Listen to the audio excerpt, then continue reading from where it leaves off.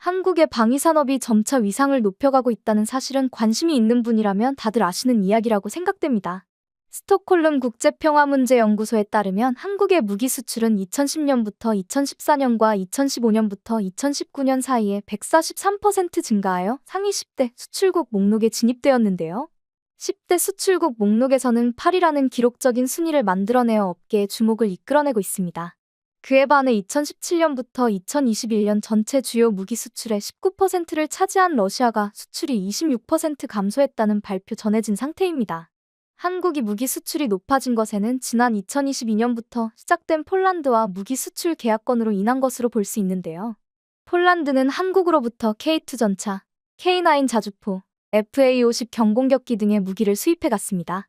이렇게 폴란드가 한국 무기에 열을 올리며 사들이는 이유가 존재하는데요. 러시아와 우크라이나 전쟁이 발발하면서 폴란드가 사용 중이던 오래된 전차들을 우크라이나에 지원하게 되며 폴란드의 군수 창고가 비게 된 것입니다. 하지만 전쟁이 길어짐에 따라 폴란드에게 발생해버린 전력 공백으로 인하여 이를 메꿀 필요성이 생긴 것이죠. 그렇다면 지리적으로 가까운 유럽도 아닌 한국을 택하게 된 것일까요? 유럽은 냉전시대 이후 평화의 기간을 유지했기에 무기 생산 라인을 와해하는 단계에 이르렀습니다. 무기가 다량으로 필요한 폴란드 입장에서는 몇 년이 걸릴지 모르는 독일 같은 유럽에 주문을 넣을 수 없는 것입니다. 그에 반해 한국은 언제 벌어질지 모르는 상황을 대비하여 자주포와 전차를 1000여 대 이상 운용할 수 있는 상황이기에 빠른 물량 조달이 가능한 상태입니다. 더군다나 생산을 하는 과정에서 성능을 향상시키는 연구도 활발하게 하고 있기에 성능 또한 다른 나라에 견주어 봤을 때 뒤떨어지지 않습니다.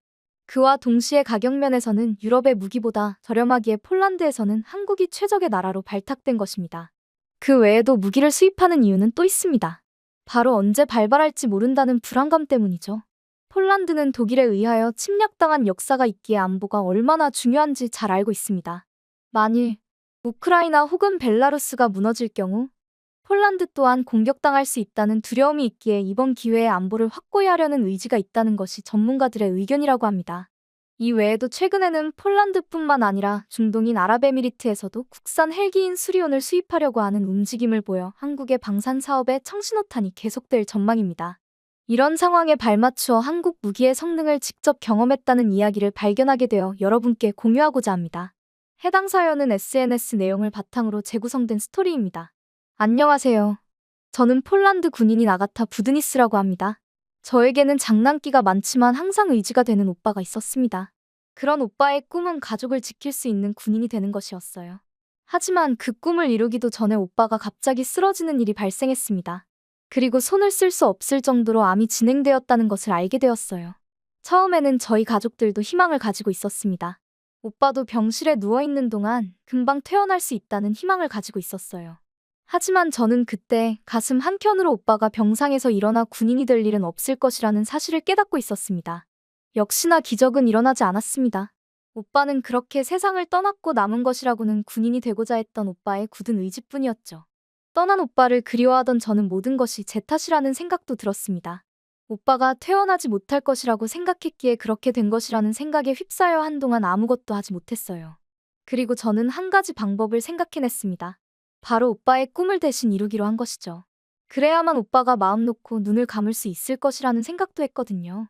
처음 제 생각을 이야기했을 때는 부모님이 심하게 반대하셨어요. 하지만 그 생각이 몇 년이 지나도록 바뀌지 않았고 제가 나서서 입대까지 하자 결국 받아들이게 되셨습니다.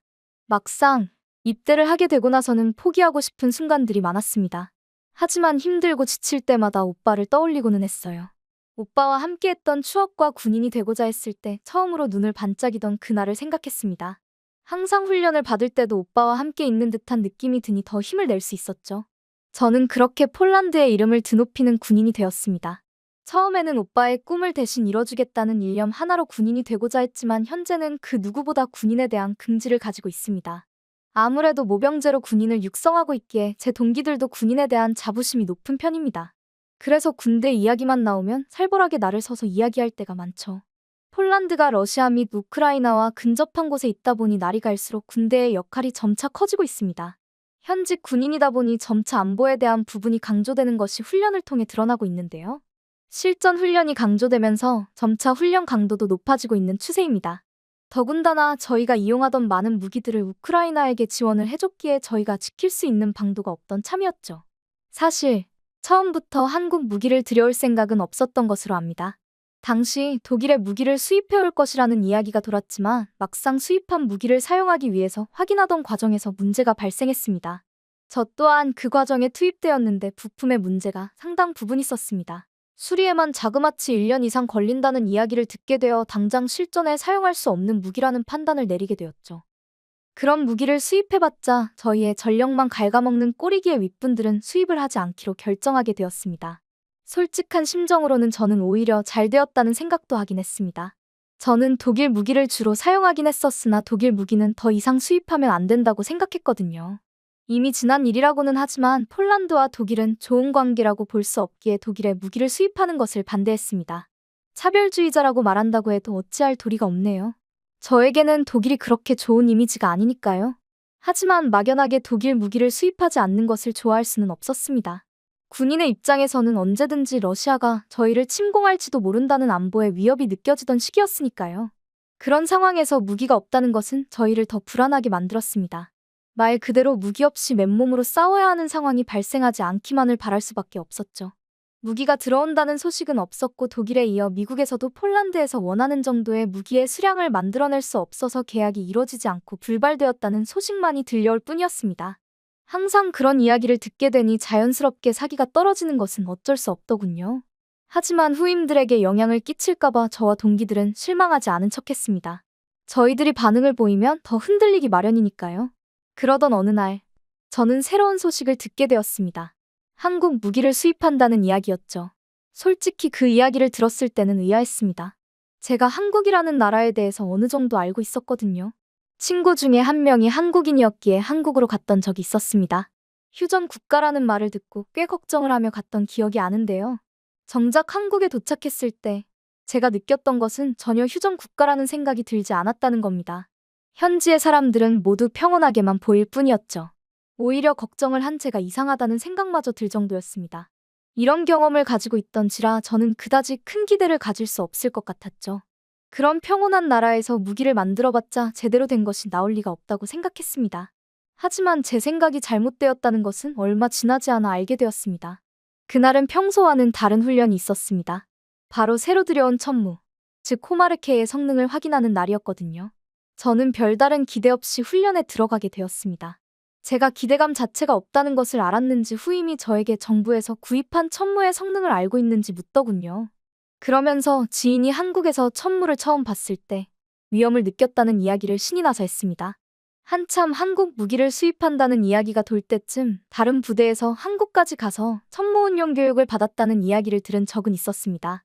아쉽게도 제 지인은 없었기에 그냥 간단한 이야기를 들은 것뿐이었기에 후임의 호들갑을 이해할 수가 없었죠. 저는 유럽에서 만든 것도 아닌 동양에서 만든 것인데 별다른 것이 있겠는지 비웃었습니다. 이번에 FA50을 들여온 것도 알고 있었는데 공군인 지인에게서 성능이 좋은 편이라는 이야기를 들었긴 했습니다. 저 또한 실전에 쓸 수 있을 정도만 되어도 다행이라고 생각하고 있던 차였죠. 그리고 그때 제 눈에 나타난 것은 저희의 교육을 맡게 된 한국군이었습니다. 동양인임에도 불구하고 훤칠한 키를 가진 그는 한눈에도 훈련을 많이 받은 군인이라는 티가 났습니다. 까맣게 그을린 피부며 강인한 눈빛이 군복을 입지 않았어도 군인임을 눈치챘을 겁니다. 그는 자신을 간단하게 소개하고는 저희에게 천무에 대해서 간략한 소개를 했습니다.